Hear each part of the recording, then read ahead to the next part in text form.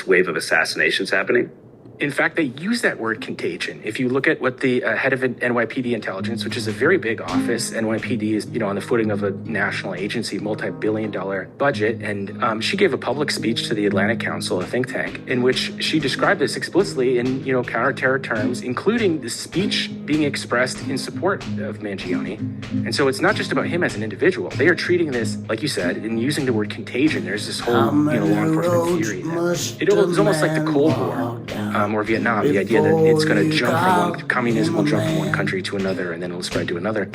I haven't seen any evidence for that. To date, there's no example of somebody shooting someone else in response to this. There is an example of a lot of people posting mean tweets and things, but to say that that is comparable to murdering somebody, there's just no comparison, and so there's no evidence for it. I mean, I guess what they would say is, well, wait and see. Yeah, but what it says to me is that there's a lot of people in the intelligence community that don't know how to read the internet and don't understand irony and don't understand sarcasm and don't understand shit posting, and so they take it at face value and say, wow, there's this army of vendetta mass that are just going to, come out in force with pitchforks and come after us. And that really seems to be what the manner in which they're responding. It's a sort of moral panic I think we're seeing. And my hope is that people will look at more and more of the evidence come out, not just in the form of the manifesto, but the journals and say, hey, there's much more to this story than that some guy snapped and just went crazy or whatever. Yeah, I think there's a big conversation to be had, too, around the idea of violence. I think that, of course, we know shooting someone in the head or in the body wherever you're shot, that's violence. That's, you're shooting someone. People think of fist fighting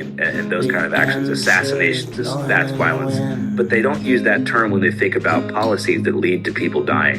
And healthcare, medicine prices that result in people dying or people claiming that effectively is a form of violence. You might not be being strangled to death, but you would have otherwise lived if it wasn't for their policies. Yeah, and when you look at the urgency of the discussion around this, let's be frank, one person who died. Again, there has been no other attempt of anybody anywhere else, no evidence of a copycat attack.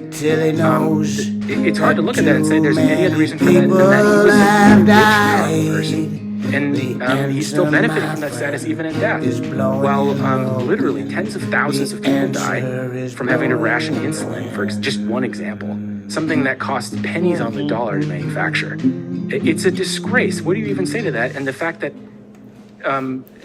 the people in sort of the corporate media